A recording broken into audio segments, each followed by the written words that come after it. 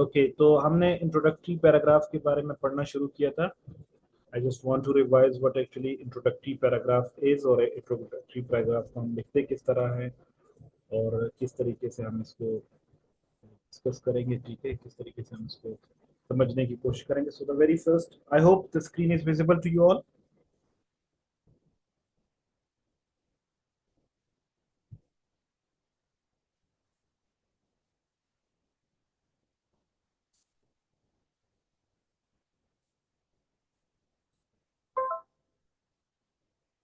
Okay, so the very first, हमने introductory paragraph के बारे में पढ़ना शुरू किया कि हमारा इंट्रोडक्टरी पैराग्राफ किस तरह होना चाहिए। हमेशा याद रखें कि जब भी आप इंट्रोडक्टरी पैराग्राफ लिखें तो इंट्रोडक्टरी पैराग्राफ जो है ना आपका क्या होगा, तीन चीज़ों पर बेस करेगा। सबसे पहला चीज़ क्या है कि उसमें आपका मोटिवेटर होना चाहिए। मोटिवेटर क्या होता है? मोटिवेटर आपके मैक्सिमम 5 से 7 लाइन की चीज़ें हो सकती हैं, लेकिन उससे मुख्तसर भी हो सकता है। ठीक है, और ये अटेंशन ग्रैबर्स होते हैं। ये ऐसी चीज़ें होती हैं, जनरल होती हैं, लेकिन आपके टॉपिक के साथ रिलेवेंट होना ज़रूरी है। ये कोई स्टैंजा हो सकता है, ये कोई वर्स हो सकता है, ये कोई ड्रामेटिक नरेशन हो सकता है, या कोई क्वेश्चन हो सकता है, या कोटेशन हो सकता है, जिसकी मदद से आप क्या कर सकते हैं, एग्जामिनर को अट्रैक्ट करते हैं, ताकि एग्जामिनर क्या कर सके, एग्जामिनर आपके ऐसे को पूरा पढ़ सके। तो यूजुअली जो हमारा इंट्रोडक्टरी पैराग्राफ होता है, वहीं पर हमारा एग्जामिनर डिसाइड कर देता है कि ये लड़का पास होगा या ये फेल होगा। क्योंकि इंट्रोडक्टरी पैराग्राफ में हमें सारी जो उसकी जो ट्रिक्स और स्किल्स है उन सब का अंदाजा हो जाता है। तो इट इज वेरी परटिनेंट कि आपको इस चीज का पता हो कि आप किस तरीके से जो है ना मोटिवेटर लिखेंगे आप। तो अभी आगे मैं आपके सामने लेकर एक एग्जांपल लेकर आऊंगा, और इस एग्जांपल को हम देखेंगे कि किस तरीके से हमने एक मोटिवेटर लिखा है। ठीक है, सो वहां मूव करते हैं। सबसे पहले आप इस पैराग्राफ को पढ़े आप सारे। Give got a minute, read it out please everyone.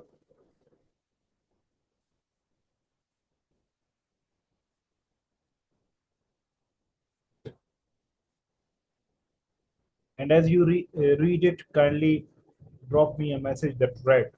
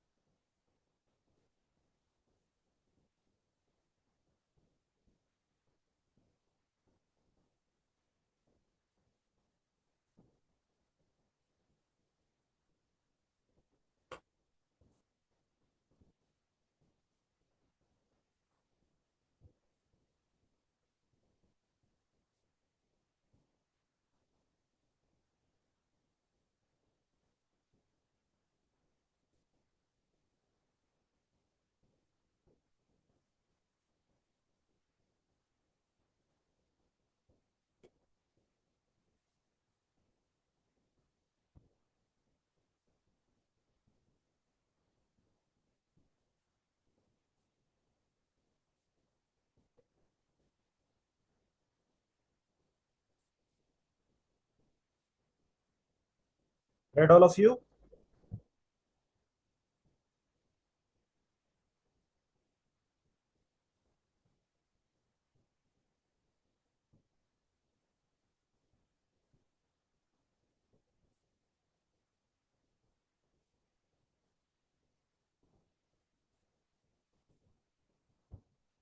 Okay, now let's check it out. ठीक है, सबसे पहले मैं इसमें इसको ब्रेक डाउन में आपको बताऊंगा, ताकि वापस थोड़ा आगे पीछे जाते रहेंगे, ताकि हमारे पास कंसेप्चुअल क्लैरिटी आती जाए। ठीक है, तो सबसे पहले आप देखिए, आपने ये एक इंट्रोडक्टरी पैराग्राफ लिखना है एक शॉर्ट ऐसे का। ठीक है, शॉर्ट ऐसे ज्यादातर 400 से 500 अल्फाज के बीच में लिखा जाता है, उसमें 5 से 6 पैराग्राफ आते हैं।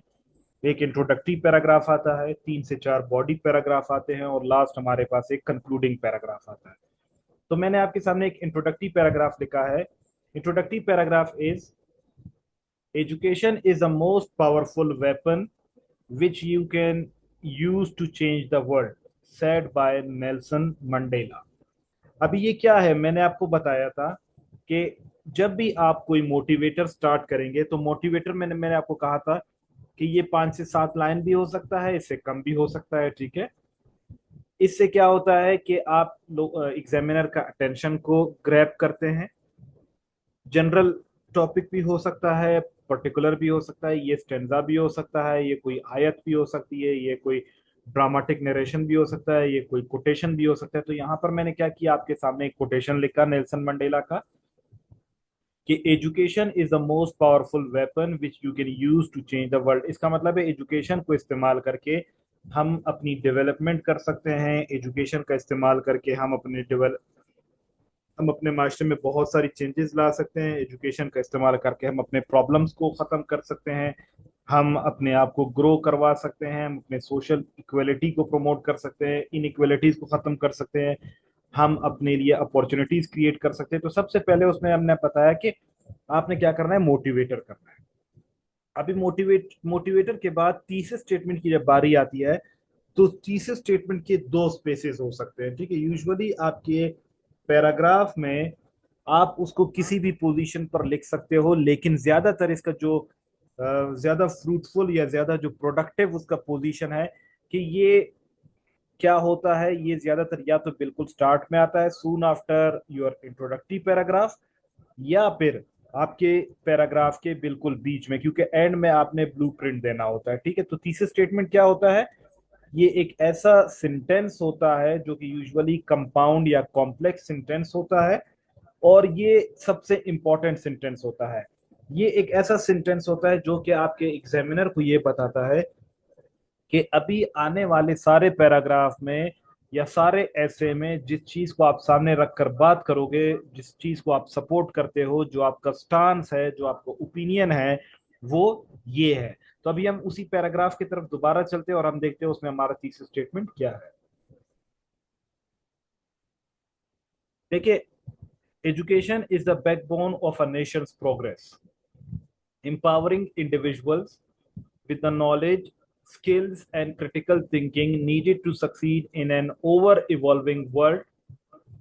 As the world grapples with complex challenges, the importance of education in fostering informed citizens, driving innovation, and promoting economic growth cannot be overstated। मतलब ये बता रहा है कि यार एजुकेशन की इंपॉर्टेंस पे हमने बात करना है कि आजकल की जो सोसाइटी है वो बहुत डेवलप हो चुकी है, और अगर हम इसमें जो चैलेंजेस आ रहे हैं उस चैलेंजेस के बावजूद अगर हम इनकी एजुकेशन की इंपॉर्टेंस का जिक्र ना करें तो हम इसके जो है ना वो नहीं कर सकते, हम इसको जस्टिफाई नहीं कर सकते। This argues that investing in education is crucial for societal development.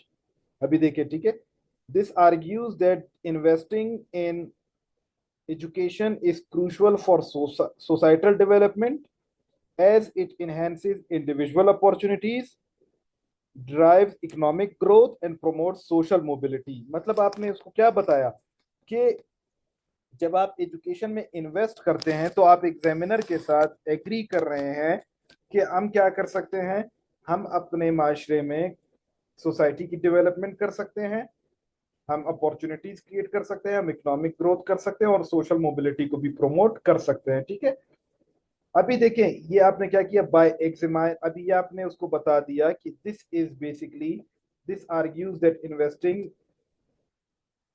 in education is crucial for societal development as it enhances individual opportunities, drives economic growth and promotes social mobility। तो मतलब आपने ये बताया उसको examiner को कि मेरा thesis statement ये है कि अगर हम एजुकेशन के इम्पोर्टेंस के बारे में बात करें तो एजुकेशन हमारे पूरे ओवरऑल सोसाइटी को भी डेवलप कर सकता है, इंडिविजुअल के लिए भी अपॉर्चुनिटीज क्रिएट कर सकता है, हमारी इकोनॉमिक ग्रोथ भी कर सकता है और हमारी सोसाइटी को मोबाइल भी कर सकता है, मतलब उसकी डेवलपमेंट भी कर सकता है। तो ये क्या हुआ, ये आपका हुआ थीसिस स्टेटमेंट, यानी आप उससे एग्री कर रहे हो कि यार एजुकेशन की इंपॉर्टेंस ये है कि इससे हमारे माशरे की डेवलपमेंट होती है, इससे एक इंडिविजुअल की डेवलपमेंट होती है, इससे हमारी इकोनॉमिक अपॉर्चुनिटीज क्रिएट होती है, ठीक है। तो आपने क्या किया, एक कॉम्प्लेक्स टाइप ऑफ सेंटेंस में आपने अपना स्टांस बताया कि yes you agree to the importance of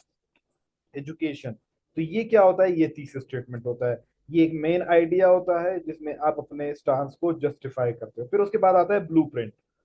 blueprint क्या होता है, ब्लूप्रिंट एक ऐसा सेंटेंस होता है जिसमें आप आने वाले अपने तमाम जो पैराग्राफ्स होते हैं, जो आपके बॉडी पैराग्राफ्स होते हैं या जिसको हम सेंट्रल पैराग्राफ कहते हैं, जिनका जिक्र आप करना चाहते हैं, उनको आप एक एक वर्ड में आप उसको इस तरीके से बताते हो कि वो जो सारे पैराग्राफ्स हैं वो आपके इस एक सेंटेंस में शामिल हो जाए और एग्जामिनर को पता चल जाए कि इसके आने वाले सेंट्रल पैराग्राफ या बॉडी पैराग्राफ किस चीज के बारे में जिक्र होंगे।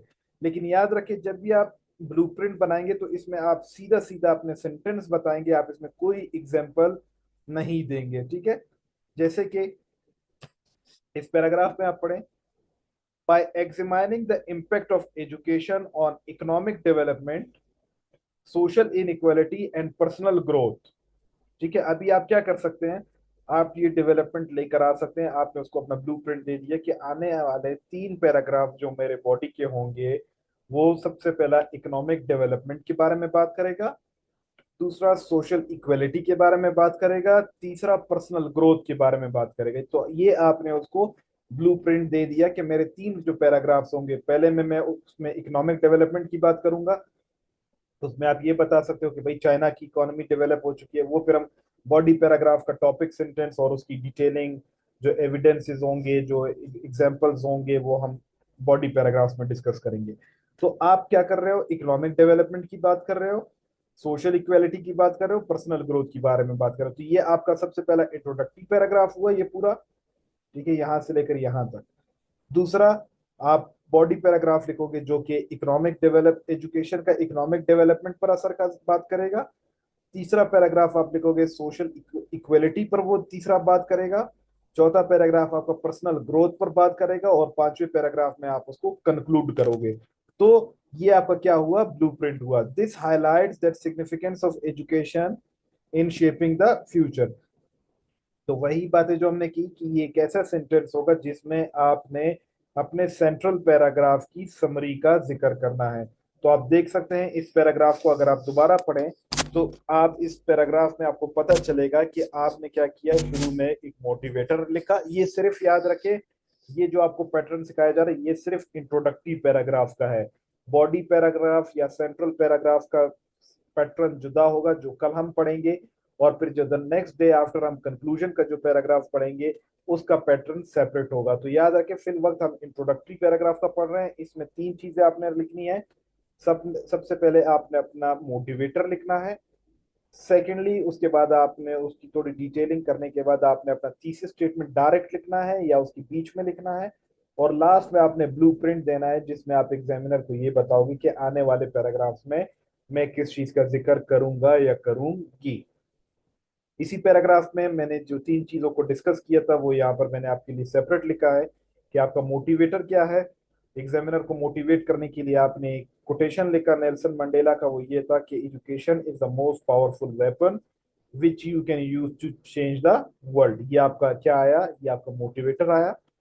इस पैराग्राफ में आपका तीसरा स्टेटमेंट ये आया कि आप इन्वेस्टिंग इन एजुकेशन, मतलब एजुकेशन में मजीद इन्वेस्ट करना चाहिए, is crucial for societal development as it enhances individual opportunities, derives economic growth and promotes social mobility। तो ये दूसरा आपका जो है ना तीसरा स्टेटमेंट आया। और लास्ट में हमारे पास ब्लूप्रिंट आया, ब्लूप्रिंट में जिसमें आपका ये जिक्र कर रहे हो, yes absolutely you support motivator ना।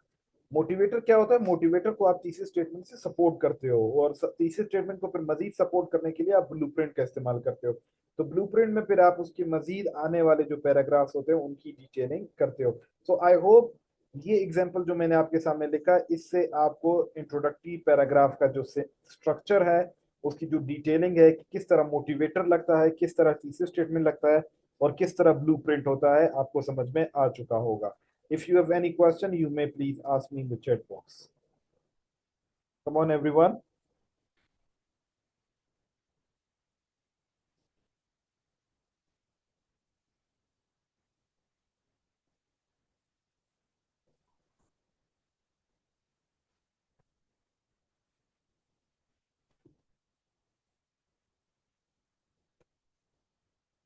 इंट्रोडक्टरी पैराग्राफ को कंक्लूड करने के लिए सिर्फ आपने ब्लूप्रिंट देना है।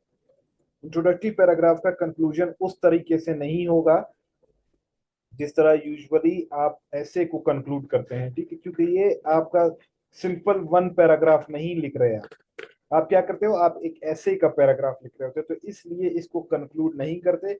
Yes, if you want to conclude it, तो आप उसको ब्लूप्रिंट से कंक्लूड करोगे कि आप उसमें ये बताओगे कि आने वाले पैराग्राफ जो है वो किस चीज का जिक्र कर रहे हैं, ठीक है। तो इंट्रोडक्टरी पैराग्राफ को, अगर इस एक पैराग्राफ को आप अकेले लिख रहे हैं तो फिर उसको, उसमें ब्लूप्रिंट नहीं होता, आप वही जो आपका जो थीसिस स्टेटमेंट होता है उसकी एग्जांपल्स देकर आप उसको कंक्लूड करते हो। लेकिन आपने, क्योंकि हम ऐसे पढ़ रहे हैं तो इसलिए आप ऐसे में इंट्रोडक्टरी पैराग्राफ को कंक्लूड नहीं करते, वहां पर आप ब्लूप्रिंट देते हैं जो एग्जामिनर को ये बताता है कि आने वाले पैराग्राफ्स में आप किस चीज का जिक्र करेंगे। शाह हुसैन, आपको उम्मीद है ये समझ में आ गया। थीसिस स्टेटमेंट ये होता है कि आपके सामने टॉपिक जो कुछ भी आता है, ठीक है, आप उससे या तो उसकी डिस्क्रिप्शन देते हो, आप उसकी डिटेलिंग देते हो, आप ये बताते हो कि आप उससे एग्री करते हो या आप उससे एग्री नहीं करते, एक चीज। दूसरा, आप उसकी डिटेलिंग करते हो तो आप उसको एक ऐसे सेंटेंस में बताते हो जिसमें आप एग्जामिनर को ये बताते हो कि हाँ भाई, मैं इस चीज से एग्री करता हूँ या करती हूँ, चूंकि ये चीजें इसमें हो सकती हैं।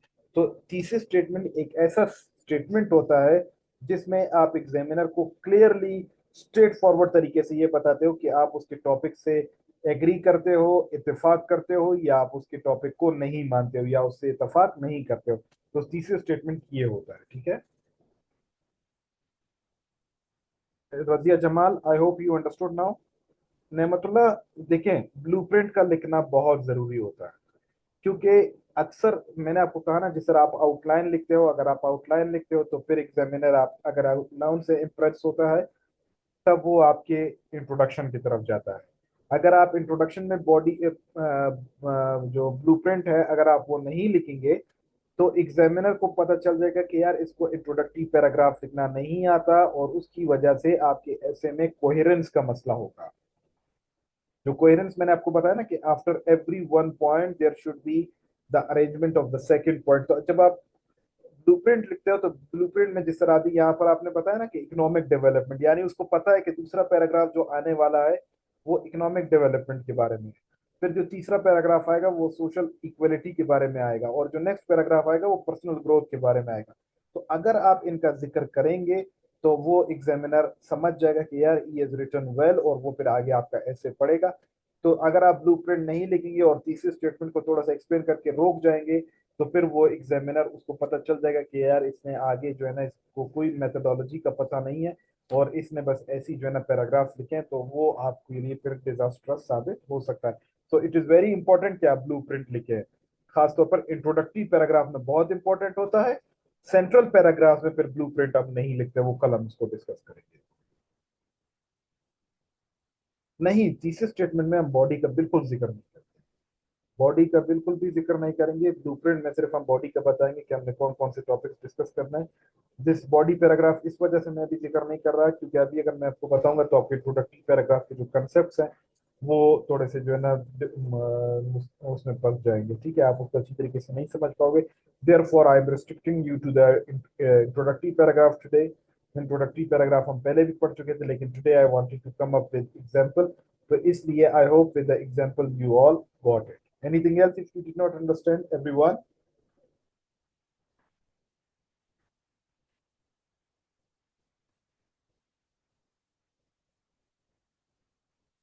नहीं, 8 to 10 आउटलाइंस आपने लिखने भी नहीं है। देखिए, आपने शॉर्ट ऐसे लिखना है। शॉर्ट ऐसे में मैक्सिमम आपके 4 आउटलाइन, एक इंट्रोडक्शन का आउटलाइन, 4 बॉडी पैराग्राफ्स के मैक्सिमम जो आप आउटलाइन लिखोगे, और कंक्लूजन का तो कोई आउटलाइन नहीं होता, ठीक है। तो आप शॉर्ट ऐसे में क्या करते हो, शॉर्ट ऐसे में आप 3-4 पॉइंट्स को लिखते हो। मिसाल के तौर पर हमने पहले इसी स्लाइड में मैं आपको दिखाता हूँ, आप लोगों ने पैराग्राफ्स बनाए, करप्शन में बनाया, ठीक है। यहाँ पर आपने आउटलाइंस बनाए, ये आपने आउटलाइंस बनाए, ठीक है। पॉलिटिकल कन्फ्लिक्ट या poor governance, mismanagement of resources, poor economy, youth in unemployment, rigged elections, low democracy, military intervention या जुडिशियल इंटरफेरेंस, ठीक है। अभी आपने यहाँ पर 5 पॉइंट लिखे। इन 5 में से आप इसको रिस्ट्रिक्ट करते हो, आप कम करते हो, इसको 4 पर लेकर आते हो या 5 पर लेकर आते हो, तो आप क्या करते हो? आप कहते हो कि पॉलिटिकल इंस्टेबिलिटी, ठीक है, या poor governance has caused disastrous impact on political, economical, and judicial systems. Moreover, the military interventions and the rigged elections have added fuel to the fire. तो आपने क्या कर दिया? आपने इन पांचों पॉइंट्स में से एक एक इसका जो की वर्ड है, जैसे ये पॉलिटिक्स के बारे में बात कर रहा है, ये इकोनॉमी के बारे में बात कर रहा है, ये जुडिशरी के बारे में बात कर रहा है, ये इसी तरह इलेक्शन के बारे में बात कर रहा है, ये मिलिट्री इंटरवेंशन के बारे में बात कर रहा है, तो इनके एक एक वर्ड को लेकर आपने सिर्फ ये उनको आइडिया देना है कि यार इसके आने वाले जो पैराग्राफ्स हैं वो इन इन मेन टॉपिक्स को डिस्कस करेंगे। तो आई होप नेमत नाउ यू गॉट इट। ये जब आप प्रैक्टिस करेंगे तो प्रैक्टिस के बाद मजीद ये चीजें आपको क्लियर होंगी। For example let me right it for you.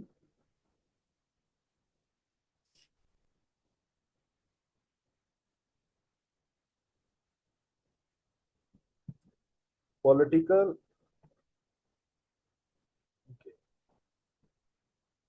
Poor governance has caused severe political, economic, and judicial crisis that have ultimately led to crippled democracy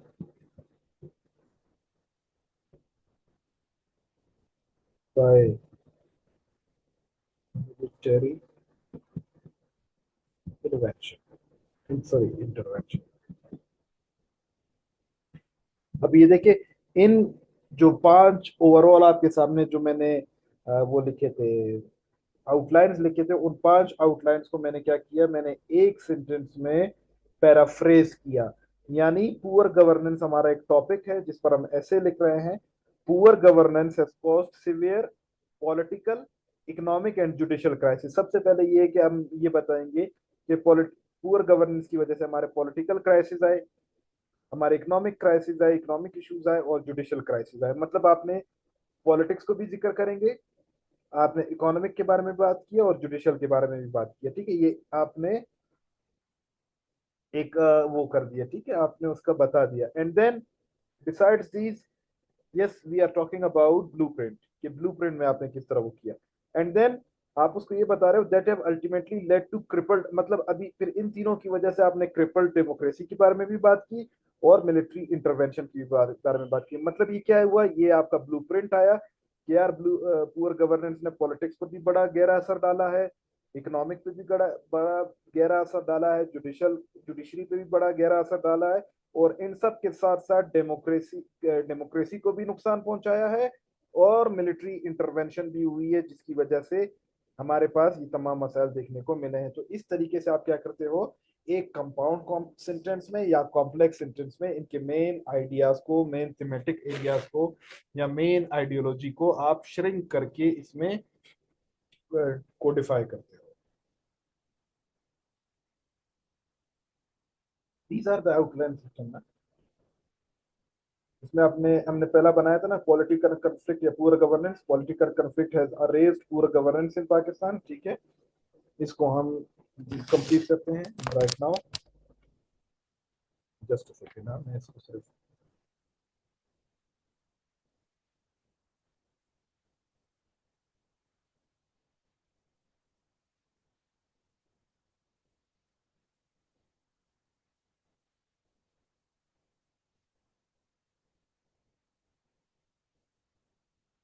अच्छा, इसमें हमने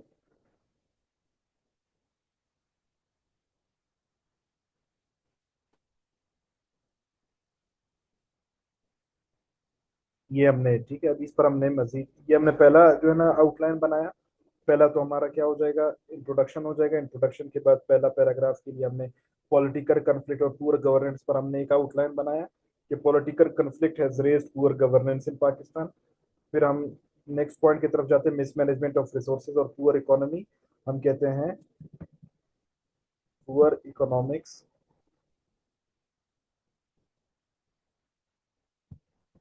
conditions have led to mismanagement of resources,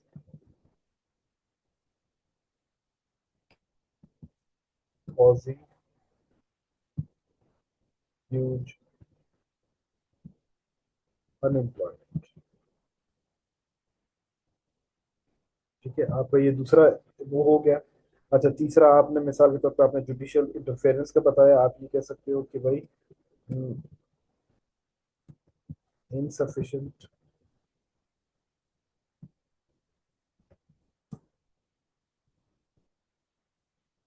judicial activism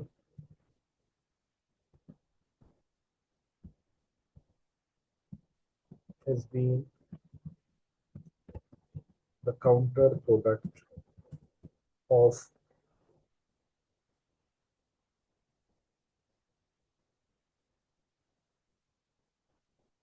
poor governance। ठीक है, आपने ये चौथा next आपने वो बता दिया। फिर नेक्स्ट की तरफ आप चलते हैं। मिसाल के तौर पर आपने रिग डायरेक्शंस की बात कर रहे हैं। ठीक है, तो आप ये कह सकते हो कि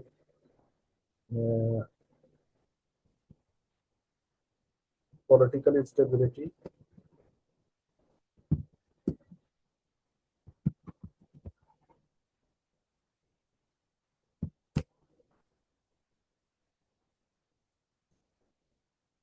has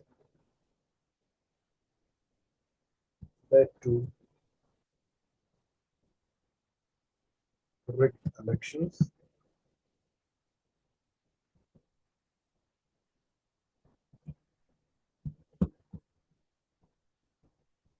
causing democracy at stake या at risk। तो अभी आपने क्या कर दिया, आपने यहाँ पर उसके उसके लिए आपने मुख्तलिफ किस्म के आउटलाइंस बनाए और इन आउटलाइंस को आपने क्या कर दिया, उसी एक सेंटेंस में आपने उनको क्लब कर दिया। तो आपकी ये क्या हुआ, आपने एक इंट्रोडक्टरी पैराग्राफ, फिर उसके बाद आपका outline number 1, outline number 2, outline number 3। ठीक है, यानी वो आपका फर्स्ट हुआ, ये second, third, fourth and fifth.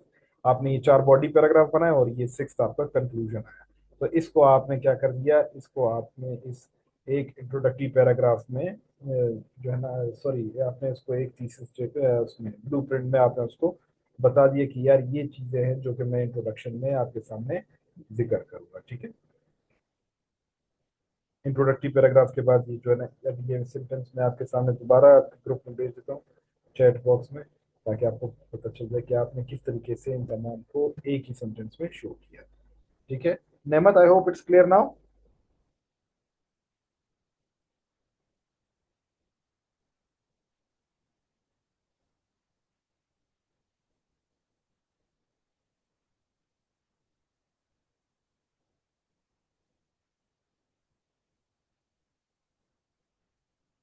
Okay, that's good. So I request you all to keep writing at least one paragraph a day. Trust me, your exam is very near. इस हफ्ते आपका शेड्यूल आ जाएगा। रोजाना की बुनियाद पर एटलीस्ट वन पैराग्राफ लिखें और फिर कोशिश करें कि एक हफ्ते के अंदर अंदर, अभी ये क्लास, हमारी क्लास शायद एक हफ्ता और चले। ठीक है, तो उसमें हम ऐसे को कंप्लीट जैसे करेंगे तो हम कॉम्प्रिहेंशन की तरफ चलेंगे। कॉम्प्रिहेंशन बहुत इजी है, तो आप डेली के बेसिस पर एक एक पैराग्राफ लिखें ताकि आपको उसे ऐसे का स्ट्रक्चर या डिजाइन वो सही डेवलप हो जाए और आप आखिरी की 10-15 दिनों में 10-15 ऐसे लिखे जिससे आपका जो है ना रिदम सही हो जाए। ठीक है, so from now onwards one paragraph on daily basis। ठीक है, so I'll be needing it on daily basis। आप मुझे डायरेक्ट व्हाट्सएप कर सकते हैं, इंशाल्लाह I'll be checking it and I'll be telling you about your mistakes and problems। ठीक है, so see you all inshallah tomorrow। Till that, Allah ne